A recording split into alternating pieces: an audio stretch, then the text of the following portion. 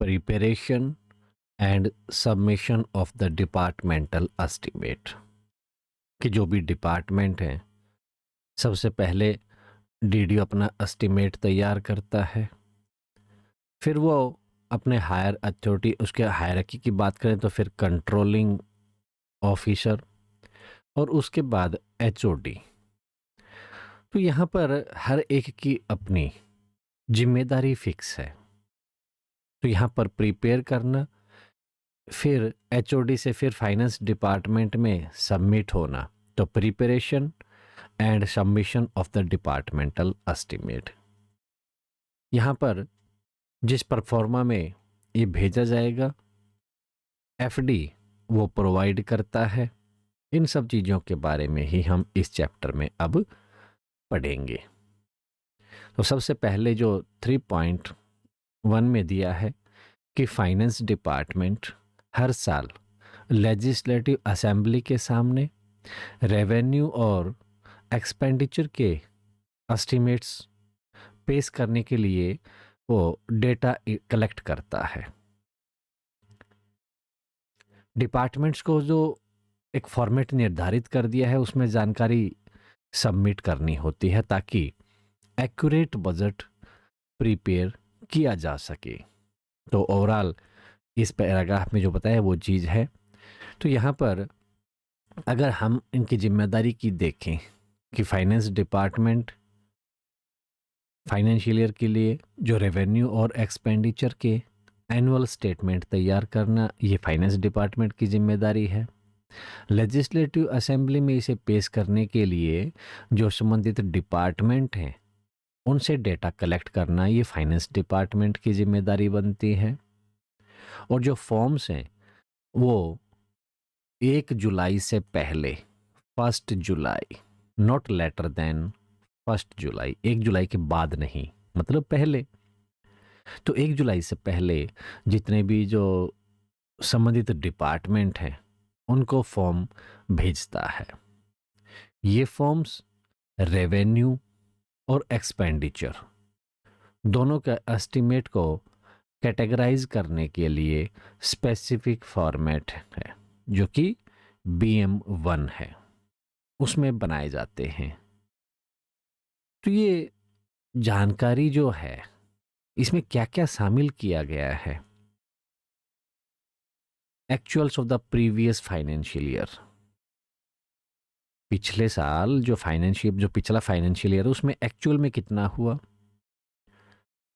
Current year के जो original estimate है, इस साल का एस्टिमेट,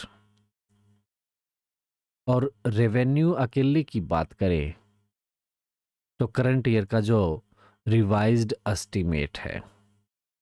एक्सपेंडिचर की बात करें तो मॉडिफाइड ग्रांट की कितनी ग्रांट हुई, जिसमें मॉडिफिकेशन की कम ज़्यादा जो भी हुआ है करंट ईयर का। और budget estimate proposed for the coming year, आने वाले साल के लिए जो प्रपोज किया गया है वो। तो ये सारी जानकारी इसमें शामिल होती है। अब जो ये फॉर्म है ये क्वाड्रिप्लिकेट, अब 4 कॉपी की बात करें तो एक बार थोड़ी सी सीक्वेंस देखते हैं कि डीडीओ, कंट्रोलिंग ऑफिसर और एचओडी और उसके बाद एफडी में चला गया।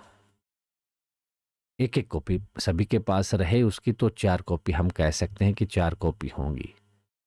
कई बार ऐसी सिचुएशन होती है कि जो एचओडी है और कंट्रोलिंग ऑफिसर है वो एक ही है, तो ऐसी सिचुएशन में ये 3 स्टेप हो गए, तो 3 फॉर्म का भी जिक्र हो सकता है। चलिए हम आगे देखते चलेंगे कि हर एक माइनर हेड जो है अकाउंट का उसके कंसर्न में 4 कॉपियां होंगी। तो माइनर हेड और जो सबऑर्डिनेट जो डिटेल्ड हेड है उनके लिए 4 कॉपियां भेजी जाती हैं। कुछ रिसीट्स हेड जो हैं वहां पर सेकंड एस्टिमेट की जरूरत होती है तो उसके लिए एक्स्ट्रा कॉपी भी भेजी जाती है। Head of department in forms को अपने सबॉर्डिनेट जो collecting officers and disbursing officer है उनको डिस्ट्रीब्यूट करते हैं। फॉर्म ऊपर से स्टार्ट होगा ऐसे नीचे की तरफ, FD, HOD, controlling, DDO. Estimate तैयार करके फिर भेजना स्टार्ट होगा, वो इसका रिवर्स हो जाएगा, डीडीओ, कंट्रोलिंग, एचओडी, एफडी। तो इस प्रकार ये रहेगा। एचओडी अपने ऑफिस में सबॉर्डिनेट ऑफिसर्स की कंप्लीट लिस्ट मेंटेन करता है, उनसे ये ब्रैकेट में जो दिया है, तो उनको वो डिसबर्सिंग ऑफिसर जो हैं, कंट्रोलिंग ऑफिसर हैं, उनको सबको वो डिस्ट्रीब्यूट करता है। 3.2 में बताया है कि जो मेन इसमें जो भी पॉइंट है कि फाइनेंस डिपार्टमेंट हर साल 1 जुलाई तक हेड ऑफ डिपार्टमेंट और अन्य अथॉरिटीज को प्री फिल्ड फॉर्म्स भेज देता है हर साल, जो अपेंडिक्स डी बजट एस्टीमेट तैयार करने और सबमिट करने के उसमें निर्देश होते हैं। इस प्रक्रिया से क्या फ़ायदा है कि एक्यूरेट और डिटेल्ड बजट है उसकी प्लानिंग सुनिश्चित हो जाती है। तो यहाँ 1 जुलाई ईच ईयर, अब आराम से डिटेल में बात करते हैं कि 1 जुलाई तक जो अपेंडिक्स डी में जो भी नामित हैं, नेम्ड इन अपेंडिक्स डी, की 4 कॉपीज प्रिंटेड फॉर्म में भेजता है और साथ में 4 कॉपीज बजट एस्टीमेट के अपेंडिक्स की भेजी जाती हैं, जिसमें परमानेंट और टेम्परेरी ऑफिसर्स की पोस्ट और उनकी पे स्केल की इंफॉर्मेशन होती है। Number of posts and scales of pay of both permanent and temporary officers and establishment, जो भी हैं उनकी डिटेल वहां पर अपेंडिक्स की ये भेजी जाती है। तो फॉर्म BM2 जो है, शो इन द केस इधर रेवेन्यू और एक्सपेंडिचर एज द केस में भी, क्या क्या है उसमें, उसका विवरण बात करें तो क्या है। बजट एस्टीमेट जो प्रपोज किया गया है कमिंग ईयर का, कि आने वाले समय में कितना बजट एस्टीमेट हो सकता है, वो प्रपोज करना, ये कौन भरेगा, फाइनेंस डिपार्टमेंट भरेगा इसे। Revised estimate of the current year का revise estimate to be entered by the finance department, ये भी ये लिखा है इधर, by finance department. See, modified जो ग्रांट हैं as it stood on 20th सितंबर, यानी कि 20 सितंबर तक ही ये कहाँ होगा, एक्सपेंडिचर समरी में, in the summary of minor heads only modified grant as it stood on 20th सितंबर। तो expenditure only and in the summary of minor head, ठीक है। फिर original estimate of the current year, accounts of the year just closed, original budget estimate of the year just close, ये सारी चीज़ें आपकी BM2 का हम जो विवरण की बात करें कि फॉर्म BM2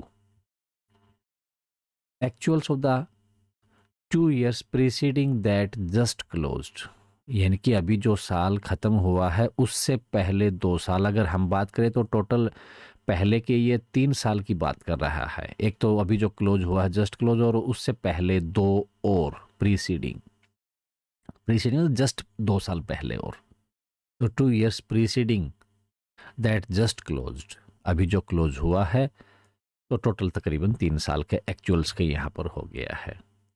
और प्रीवियस ईयर का तो ये पहले जिक्र कर चुका है, करंट के तो ओरिजिनल और ये अकाउंट्स हैं, ये सब चीज़ें बात कर ही रहा है।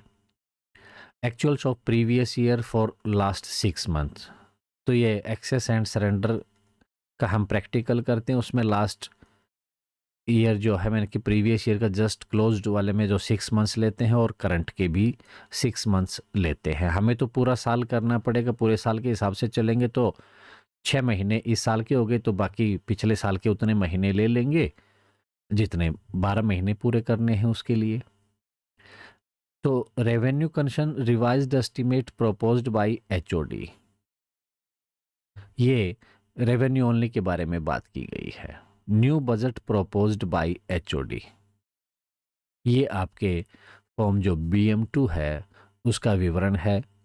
एग्जाम में अगर क्वेश्चन आता है तो आपको ये सारे पॉइंट्स की BM2 के बारे में बात करें तो अलग अलग जो कॉलम होते हैं, रेवेन्यू और एक्सपेंडिचर का दोनों का कॉलम अलग अलग रहेगा। अभी जो figures of actuals for the first 2 years or the 3 years preceding that then current and the original estimate, तो ये जो एक्चुअल है for the first 2 of the 3 years, 3 साल जो पहले की बात कर रहे थे तो फर्स्ट 2 years की बात करें preceding that then current and the original estimate of the current year, also the original estimate of the year just closed will be entered by the finance department in the forms before issue, यानी कि वो form जो issue करेंगे उससे पहले वो इसमें update कर देंगे। तो वो जो डेटा वो भरेंगे, यानी कि कुछ डेटा हैं उनकी एंट्री वहाँ पर की जाएगी। जैसे फॉर्म इशू करें तो उससे पहले पिछले 3 साल के एक्चुअल, क्या क्या वर्ड्स हैं वो ध्यान देना है कि 3 साल के एक्चुअल, पिछले 3 साल हैं उनमें तो एक्चुअल का पता है। करंट ईयर का एस्टिमेट है जो ओरिजिनल एस्टिमेट हो जाएगा, करंट ईयर का ओरिजिनल एस्टिमेट। और ईयर जस्ट क्लोज्ड जो है उसके ओरिजिनल एस्टिमेट का जो डेटा है वो फाइनेंस डिपार्टमेंट के द्वारा फॉर्म में प्री फिल्ड किया जाता है। यूके वाला तो अभी रोल खत्म हो चुका है, वहां पर high commissioner for Indian UK in September for his estimates, उनको भी एस्टिमेट के लिए फॉर्म भेजा जाता था। तो फाइनेंस डिपार्टमेंट द्वारा स्ट्रक्चर्ड और प्री फिल्ड फॉर्म डिस्ट्रीब्यूट करके जो एचओडी से प्रिसाइज डेटा कलेक्ट किया जाता है, यह डिटेल्ड बजट प्रिपरेशन और ट्रांसपेरेंसी के लिए भी इम्पोर्टेंट होता है। आगे है 3.3, यानी कि कलेक्टिंग एंड डिसबर्सिंग ऑफिसर्स को जो भी फॉर्म प्राप्त होता है उसमें वो भर देते हैं और क्या कुछ जो लिखा है उसका रीजन के साथ में कंट्रोलिंग ऑफिसर को फिर भेजना होता है। तो प्रॉपर जो हायरार्की और रिकॉर्ड मेंटेन इससे क्या है सुनिश्चित हो जाता है। तो कंट्रोल जो भी स्टेप बाय स्टेप हायरार्की की जो बात कर रहे हैं हिसाब से चलता रहेगा। तो ये जो फॉर्म भरा जाता है, कलेक्टिंग या डिसबर्सिंग ऑफिसर फॉर्म्स को जो अभी ऊपर हमने 3.1 में बात की थी उसके अकॉर्डिंग उसे मिल जाता है। पैराग्राफ 3.1 में बताया था उसी के अकॉर्डिंग फॉर्म की सही जानकारी के साथ फिल करने के बाद ऑफिसर उस पर साइन कर देता है। After signing forward them to controlling officer. तो फॉर्म को कंट्रोलिंग ऑफिसर को भेजा जाता है जो संबंधित जो भी माइनर और डिटेल्ड हेड के लिए जिम्मेदार है। कंट्रोलिंग ऑफिसर यहाँ पर जिम्मेदार हो गया माइनर एंड डिटेल्ड हेड के लिए। अगर ऑफिसर को लगे तो साथ में एक एक्सप्लेनेटरी नोट भी भेजा जाता है जिसमें उसका जो भी प्रपोजल है उसके पीछे जो भी उसके रीजन है वो रीजन बताए जाते हैं। अब यहाँ कितनी कापियां भेजी जाती हैं, 2 कॉपीज का भी जिक्र है। वेयर ही कंसिडर नेसेसरी एक्सप्लेनेटर हो गया। तो वो डिपेंड करता है कि आपका कंट्रोलिंग ऑफिसर और एचओडी क्या एक ही है, तो वो सिचुएशन के ऊपर डिपेंड है। अगर कंट्रोलिंग ऑफिसर, हमने सीक्वेंस देखी थी कि डीडीओ, कंट्रोलिंग ऑफिसर और एचओडी एफडी। तो ये स्टेप बाय स्टेप अगर हम बात करें तो अगर कंट्रोलिंग ऑफिसर और एचओडी एक ही व्यक्ति है तो 2 कॉपीज भेजी जाती हैं, यानी कि ये दोनों एक ही है तो एक एफडी और एक ये हो गया। तो 2 कॉपी भेजी जाती हैं। अगर कंट्रोलिंग ऑफिसर और एचओडी अलग अलग व्यक्ति है तो 3 कॉपी कंट्रोलिंग ऑफिसर को भेज देंगे, एक एचओडी दूसरा। तो ये नॉर्मल चीजें हैं जो जितनी भी रिक्वायरमेंट है कॉपीज वहां पर भेज दी जाती हैं। अब रिकॉर्ड भी मेंटेन करना रहता है। तो कलेक्टिंग या फिर कहीं डिसबर्सिंग ऑफिसर एक कॉपी अपने पास ऑफिस के रिकॉर्ड के लिए भी रखेगा। तो एफडी ने 4 कॉपी भेजने का जिक्र किया था, तो 3 वो ऊपर भेज देगा, एक अपने पास रख लेगा, अपना रिकॉर्ड भी वो मेंटेन कर लेगा। 3.4 में इन ब्रीफ कहें तो कंट्रोलिंग ऑफिसर कलेक्टिंग या डिसबर्सिंग ऑफिसर से जो भी एस्टीमेट प्राप्त करता है उसको फिर वो जांच करेगा और जरूरत पड़ी तो बदलाव भी कर सकता है और एचओडी को फॉरवर्ड कर देता है। सीक्वेंस वही आगे कि डीडीओ से कंट्रोलिंग ऑफिसर को मिला, वो चेक करेगा सब ठीक ठाक है, जो चेंज करना है करेगा, फिर वो ऊपर एचओडी को भेज देगा। तो इससे क्या है, वो एचओडी को फॉरवर्ड कर देगा और ये जो प्रोसेस जो प्रक्रिया चली है इससे एक्यूरेसी और प्रॉपर बजट एलोकेशन सुनिश्चित हो जाता है। अब थोड़ा सा डिटेल में बात करते हैं कि जो एस्टीमेट है उसकी स्क्रूटनी होनी है, जांच होनी है।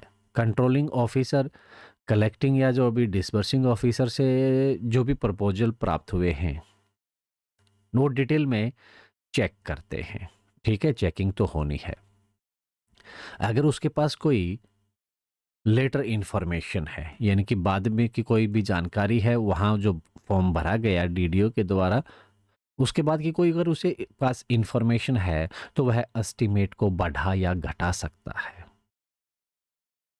एक्सप्लेनेटरी नोट अगर ऑफिसर को जरूरी लगे तो अपनी तरफ से एक एक्सप्लेनेटरी नोट अटैच कर सकता है जिसमें बदलाव या मतलब कहें कि जो प्रपोजल प्रस्ताव जो है उसे कारण बताए जाते हैं और फिर फॉरवर्ड कर दी जाती है। अगर कंट्रोलिंग ऑफिसर और एचओडी अलग अलग व्यक्ति हैं तो duplicate copies head of department को भेज दी जाती है। वही है कि अगर कंट्रोलिंग ऑफिसर अलग है, डीडीओ अलग है, तो एक एचओडी के लिए और एक फिर एफडी के लिए 2 कॉपीज वो आगे भेज देता है। तो ये प्रक्रिया जो है मेजर हेड और माइनर हेड के अनुसार की जाती है। तो ओवरऑल इस 3.4 में क्या बताया है, कंट्रोलिंग ऑफिसर द्वारा प्रपोजल्स की स्क्रूटनी और जरूरत के हिसाब से चेंजेस बजट एस्टीमेट की एक्यूरेसी और ट्रांसपेरेंसी सुनिश्चित कर देते हैं। और जब ये फॉरवर्ड किया जाता है तो जो हायरार्की है उसको मेंटेन किया जाता है कि अगर वो कंट्रोलिंग ऑफिसर उसके ऊपर एचओडी है तो एचओडी को फॉरवर्ड कर देगा। आगे नेक्स्ट जो पैरा है हमारा, इसमें ए बी सी हैं। तो हेड ऑफ डिपार्टमेंट अभी ये पहुंच गया है एचओडी के पास, कंट्रोलिंग ऑफिसर ने फॉरवर्ड कर दिया है। एचओडी एस्टीमेट को कंसोलिडेट करके मेजर हेड के अनुसार, अब कंट्रोलिंग ऑफिसर के पास माइनर हेड की वो जिम्मेदारी थी, यहाँ मेजर हेड के अनुसार ऑर्गेनाइज्ड एंड डिटेल्ड बजट तैयार करता है। मिनिस्टर्स से कंसल्टेशन भी की जाती है, लेकिन बजट प्रिपरेशन में किसी भी प्रकार की अननेसेसरी डिले नहीं होनी चाहिए, उससे बचा जाता है।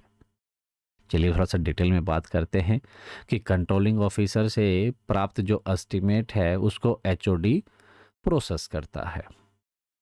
अगर एचओडी खुद कंट्रोलिंग ऑफिसर है तो वो सीधे कलेक्टिंग और डिसबर्सिंग ऑफिसर से प्राप्त एस्टीमेट पर काम करता है, यानी कि जो डीडीओ है वो कंट्रोलिंग ऑफिसर को भेजता है एचओडी, और अगर कंट्रोलिंग ऑफिसर एक है तो वो सीधा डीडीओ से कलेक्ट कर लेगा।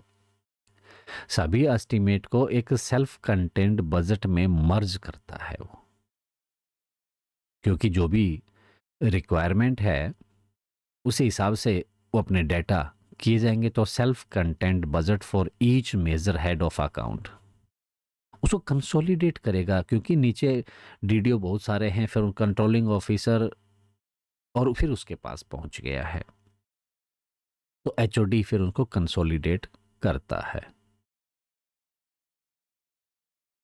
बजट को मेजर हेड के अनुसार ऑर्गेनाइज किया जाता है और इसे फिर माइनर हेड, सब हेड, प्राइमरी और जो सेकेंडरी यूनिट्स ऑफ अप्रोप्रिएशन है उसके तहत सिस्टमेटिकली अरेंज किया जाता है।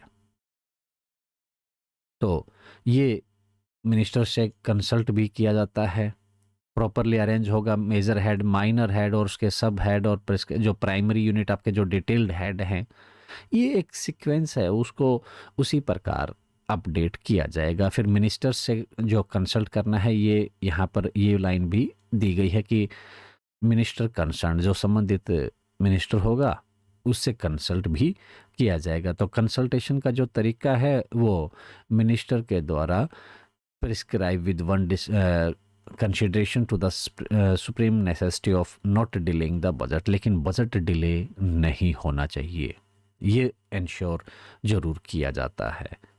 तो यहाँ पर ओवरऑल यही मतलब आया है यहाँ तक कि एचओडी जो है सिस्टमेटिकली बजट को कंसोलिडेट करता है और मिनिस्टर से कंसल्ट करते समय वो ध्यान रखता है कि समय पर बजट तैयार हो। प्रॉपर अरेंजमेंट और कंसल्टेशन से उसकी जो ट्रांसपेरेंसी है और एफिशिएंसी है वो दोनों सुनिश्चित हो जाती हैं। आगे फिर जो हमारा बी सब पैरा है कि फॉर्म BM2 में एचओडी को जो रिसीट्स और एक्सपेंडिचर हेड के लिए एक्चुअल और एस्टीमेट फर्निश करने होते हैं, तो फिगर्स को वो राउंड ऑफ करके फिर प्रस्तुत करेंगे और वेरिफिकेशन रिकॉर्ड्स के आधार पर सुनिश्चित की जाती है। अब जो भी रिकॉर्ड हैं उन्हीं के आधार पर ही कि सब डेटा सही है, तो वेरिफिकेशन की जो बात करें,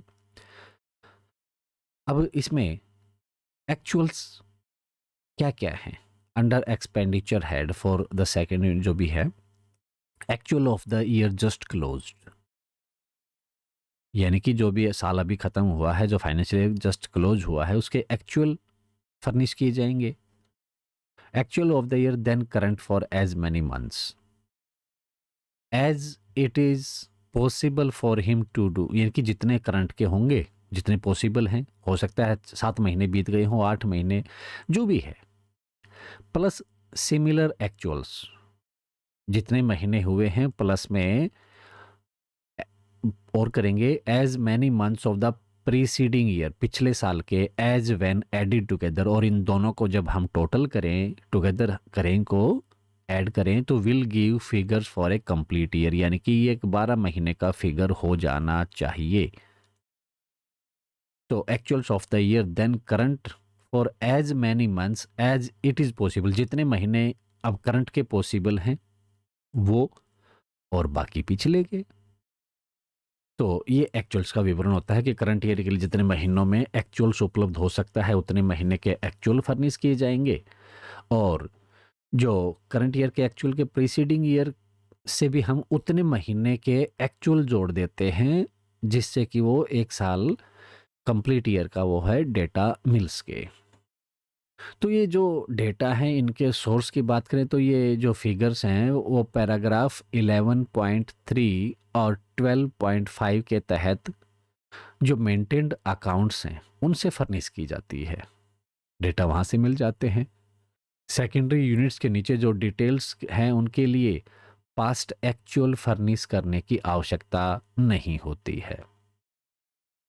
और जो एक्सपेंडिचर की वेरिफिकेशन की बात करें तो सीधी सी बात है कि एचओडी एक्सपेंडिचर बजट में अपने ऑफिस के रिकॉर्ड्स से इंश्योर करता है कि परमानेंटली सैंक्शनड एस्टेब्लिशमेंट का कॉस्ट, फिक्स्ड अलाउंसेस और जो कॉन्ट्रैक्ट कंटिंजेंसीज हैं, इन सब चीज़ों को वेरीफाई करता है। तो ये एस्टिमेट्स डिस्बर्सिंग और कंट्रोलिंग ऑफिसर्स द्वारा फर्निश्ड फिगर से चेक किया जाता है क्या वो डेटा उनके पास है, और जो नीचे से आया है क्या सब सही है।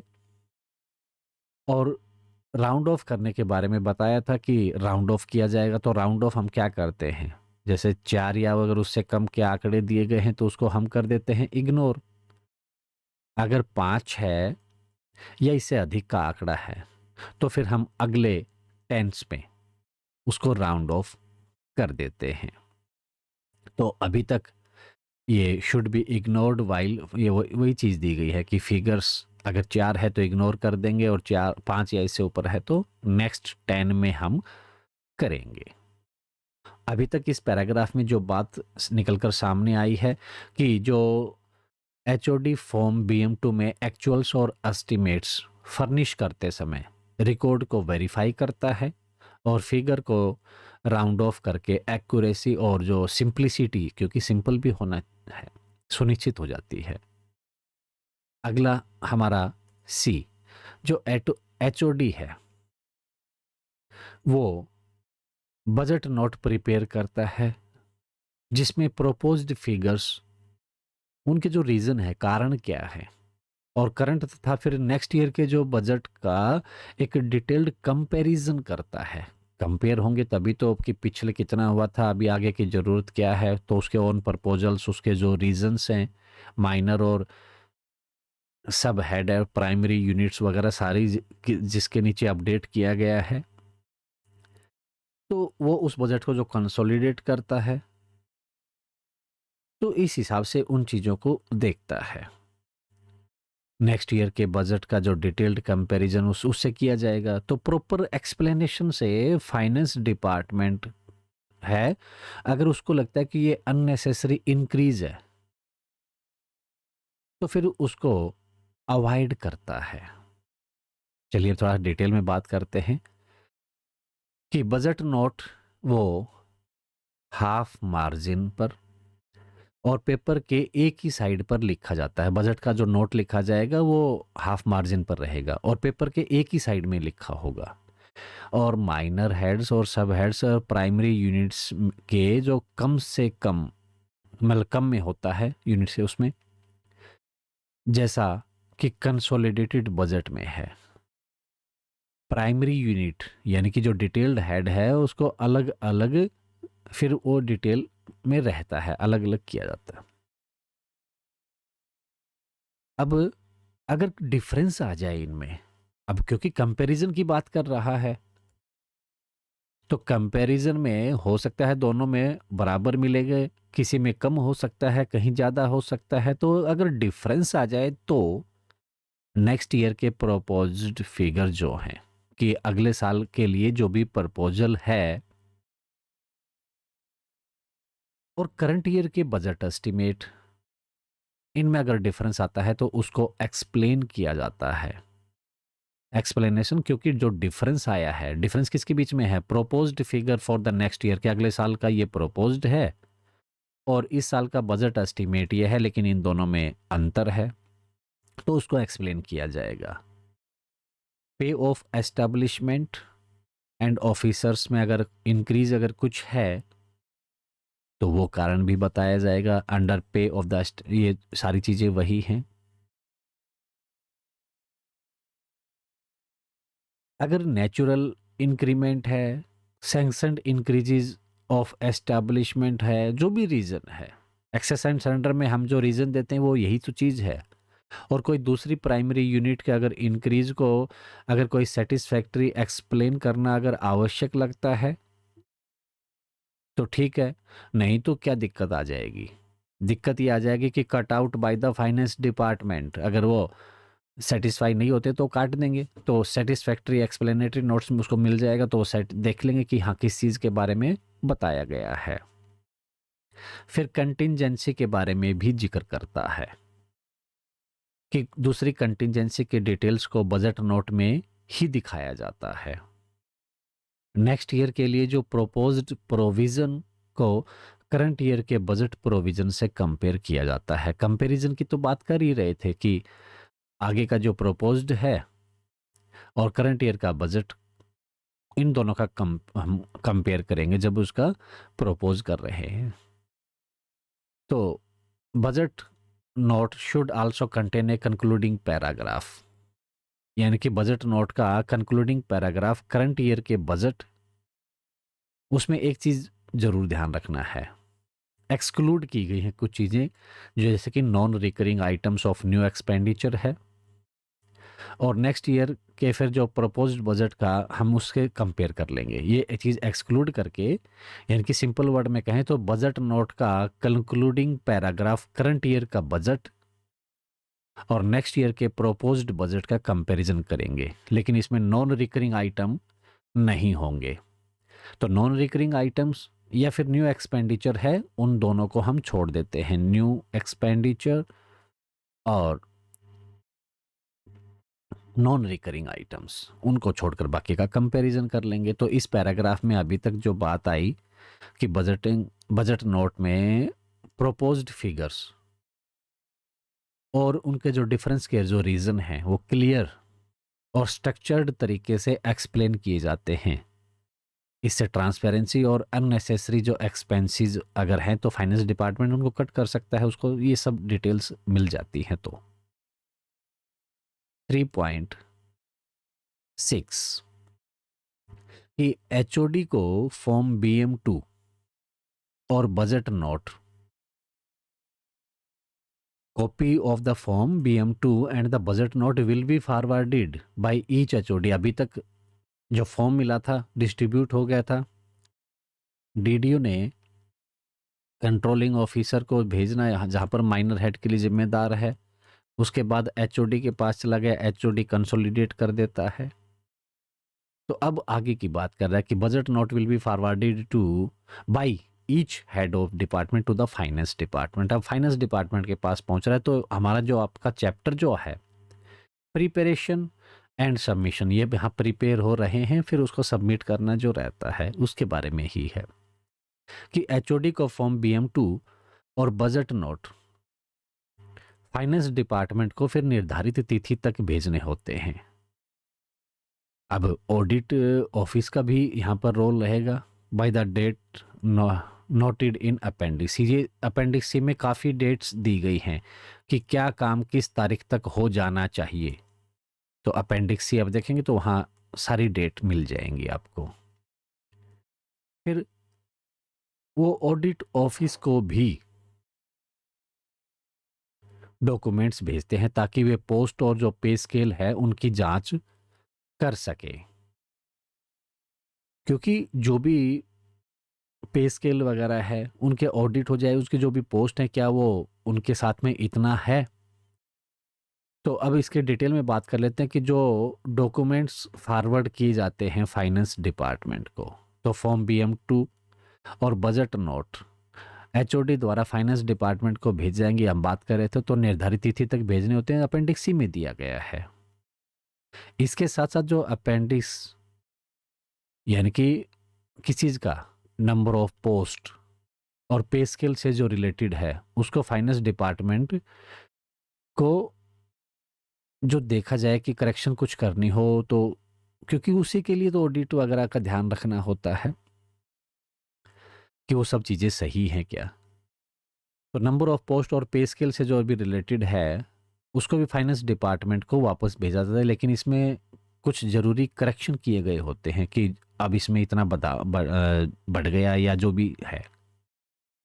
और ये डॉक्यूमेंट ऑडिट ऑफिस को भी भेजे जाते हैं। Simultaneously, the HOD will send 2 copies of the appendix with the abstract statement in BM3 to the audit office. यानी कि HOD 2 copies of the appendix and abstract statement in BM3 audit office को भेजते हैं। Abstract statement हो जाएगी, उसका सार रहेगा। तो ऑडिट ऑफिस के द्वारा जो कॉपी चेक कर ली जाएगी, यानी कि वो चेक करेगा, ऑडिट ऑफिस क्या करेगा, इन डॉक्यूमेंट्स की जांच करता है और खासकर वो पोस्ट एंड पे स्केल्स चेकिंग करता है इनकी, कि उनकी जो संख्या है पे स्केल की, उनकी एक्यूरेसी की चेकिंग होती है। और फिर will be supplied by the audit office to the FD direct, यानी कि ऑडिट ऑफिस द्वारा चेक्ड कॉपी फाइनेंस डिपार्टमेंट को सीधे भेज दी जाती है। 3.7 तो डॉक्यूमेंट्स को जो फाइनेंस डिपार्टमेंट और ऑडिट ऑफिस के बीच सही समय पर भेजा और चेक किया जाता ताकि बजट एस्टिमेट की जो एक्यूरेसी है वो जो हमने अभी पैराग्राफ बात किया तो उससे एक्यूरेसी हो जाएगी, क्योंकि वहाँ पर ऑडिट वाले भी चेक कर रहे हैं। अभी बात करते हैं 3.7, accountant general will furnish the necessary data. अब अकाउंटेंट जनरल कुछ ऐसे अकाउंट हेड हैं जिनके लिए एस्टिमेट तैयार करता है, necessary data and suggest the estimates, यानी कि वो भी एस्टिमेट तैयार करते हैं। तो उन्हें फिर वो एफडी को भी भेजा जाएगा, तो समय पर भेजना होता है। तो कुछ हेड्स के लिए एस्टिमेट 2 बार भी भेजे जाते हैं, नवंबर में भी भेजे जाते हैं और जनवरी में भी। चलिए पहले हम इसमें थोड़ा सा बात करते हैं। ये बुक पुरानी है तो ये जो चेंजेस हैं आप ध्यान रखना कि इंटरेस्ट रिसीट्स, तो इंटरेस्ट रिसीट्स का अभी है 0049। Contribution and recoveries towards pension and other retirement benefits 0071, contributions and recoveries towards pension and other retirement benefits। फिर अदर एडमिनिस्ट्रेटिव सर्विसेज हैं, तो ये पुराना जो सिस्टम था अब चेंज हो चुका है, बुक काफ़ी पुरानी है। 0070 अदर एडमिनिस्ट्रेटिव सर्विसेज। आगे है compensation and assignment to Panchayati Raj institutions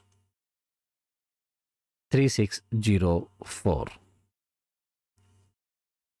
interest की पेमेंट जब रिसीट है तो आगे हमारा जो उसकी पेमेंट के concern pension and other retirement benefits, तो इनके वही रहेंगे। हम अपडेट करेंगे इनको। इंटरेस्ट रिसीट्स है तो हम पहला जो फिगर है उसमें +2 कर देते हैं, तो 2049। उसी प्रकार यहाँ पर 2071 कंट्रीब्यूशन की बात करेंगे तो इस प्रकार रहेंगे। अब ये जो treasuries and accounts administration local fund audit, ठीक है, हमारा 2054।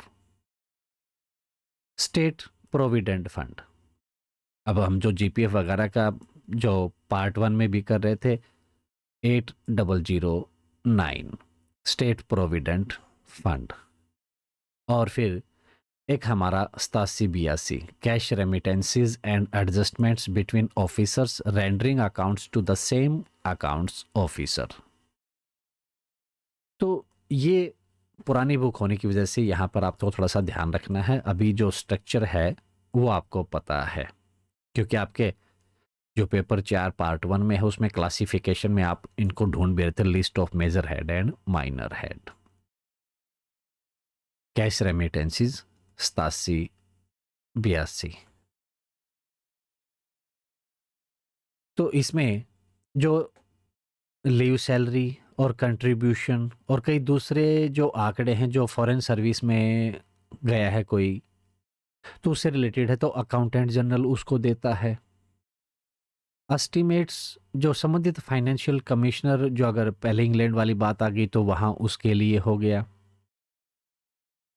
कैश रेमिटेंसीज और एडजस्टमेंट जो हैं उनको अकाउंटेंट जनरल वो द्वारा ये किए जाते हैं जब ऑफिसर्स को सेम अकाउंटेंट जनरल के अकाउंट सरेंडर करना होता है।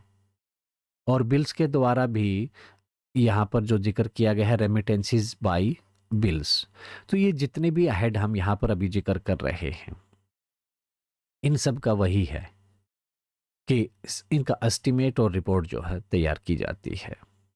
तो एस्टिमेट की कुछ टाइमिंग भी है, स्पेसिफिक एस्टिमेट, जैसे कि जो स्टेट प्रोविडेंट फंड है, कैश रेमिटेंसीज की बात करें या फिर reserve bank of India remittances हैं, वो फाइनेंस डिपार्टमेंट को 2 बार भेजे जाते हैं। यानी कि जीपीएफ का जो state provident fund cash remittances और जो रिजर्व बैंक ऑफ इंडिया के रेमिटेंसीज हैं वो फाइनेंस डिपार्टमेंट को 2 बार भेजते हैं।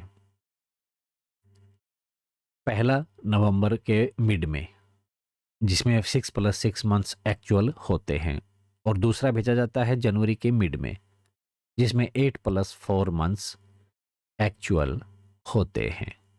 तो ये जो इन्फॉर्मेशन वहाँ प्रोवाइड की जाती है, यहाँ पर बताया गया है कि वो ट्वाइस वंस बाय द, वही है कि जब पहले भेजा तो 6 महीने पिछले, अभी 6 एक्चुअल के हो गए, उसके बाद फिर जनवरी में आएंगे तो नवंबर के बाद नवंबर दिसंबर जनवरी भेजेंगे, 2 महीने और हो गए तो 8 महीने, और बचे हुए जो जस्ट क्लोज्ड ईयर के हमें 4 महीने लेंगे तो पूरे 12 महीने हो जाएंगे। तो इस प्रकार ये हमें भेजना होता है। तो ओवरऑल अगर अब यहाँ जो ऊपर पैराग्राफ बताया है, इसमें मेन क्या चीज़ थी कि अकाउंटेंट जनरल एस्टीमेट देता है, प्रदान करता है और उन्हें सही समय पर फाइनेंस डिपार्टमेंट को भेजता है। कुछ एस्टीमेट साल में 2 बार भेजने से उनकी जो एक्यूरेसी है वो सुनिश्चित हो जाती है। अब आगे 3.8 कलेक्टिंग और जो डिसबर्सिंग ऑफिसर्स, कलेक्टिंग, डिसबर्सिंग और आगे एस्टिमेटिंग ऑफिसर्स की अगर हम बात करें तो ये superior estimating officers will be guided. अब जो भी इंस्ट्रक्शंस हैं वो फॉलो करनी होंगी। तो वो अपने एस्टिमेट तैयार करते हैं तो उस वक्त निर्देशों का पालन करेंगे। एस्टिमेट की सही कैलकुलेशन, सही गणना फाइनेंस डिपार्टमेंट की जिम्मेदारी है। अब लेकिन जो डेटा प्रोवाइड किए जा रहे हैं वो सही जानकारी देना तो अधिकारियों की जिम्मेदारी है। अब इसका डिटेल में बात करते हैं कि किसका क्या रोल है। कि कलेक्टिंग और डिसबर्सिंग ऑफिसर की बात करें तो उनको एस्टिमेट तैयार करते समय जो दिए गए दिशा निर्देश हैं उनको पालन करेंगे, सुनिश्चित करेंगे कि एस्टिमेट्स के लिए सही और पूर्ण डेटा प्रदान किया जाए। ये तो ठीक है, डीडीओ की बात होगी। अगर इससे ऊपर फिर जो सुपीरियर अथॉरिटी है, ऑफिसर्स हैं, तो ये ऑफिसर्स एस्टिमेट की एक्यूरेसी के लिए जिम्मेदार होते हैं। कलेक्टिंग एंड डिसबर्सिंग ऑफिसर द्वारा जो भी आंकड़े प्रस्तुत किए गए हैं उनकी जांच करना, इनकी स्क्रूटनी और वेरिफिकेशन जो है, जांच और सत्यापन करना होगा। और फिर एफडी में चला जाएगा, बीच में जो सुपीरियर अथॉरिटी हो गई उसके बाद एफडी। तो फाइनेंस डिपार्टमेंट केवल एस्टिमेट्स की गणना की जो भी है करेक्टनेस जो है, शुद्धता जो है, उसके लिए जिम्मेदार है। लेकिन एस्टिमेट के लिए इस्तेमाल किए गए जो मूल आंकड़े हैं, इनकी जो भी मटेरियल प्रोवाइड किया गया है वो सही होने की जिम्मेदारी तो collecting, disbursing and estimating officers की होती है जिनसे डेटा पहुंचा है वहां पर।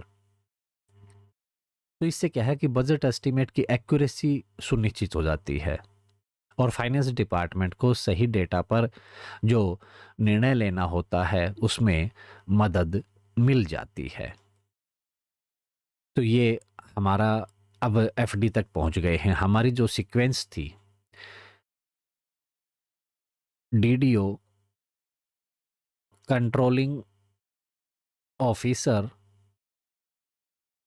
फिर एचओडी और एफडी, ये जो पूरी जर्नी है, प्रिपरेशन एंड सबमिशन। फॉर्म आएगा ऊपर से, नीचे से अपडेट करना शुरू करेंगे, चेकिंग, वेरिफिकेशन, स्क्रूटनी होते होते फिर पहुंच जाएगा और फाइनल डिसीजन एफडी का यहाँ पर है। तो ये हमारा जो चैप्टर का नाम भी यही था, सबमिशन, प्रिपरेशन एंड सबमिशन, कि प्रिपेयर करेंगे और सबमिट करेंगे ऑफ द डिपार्टमेंटल एस्टिमेट्स।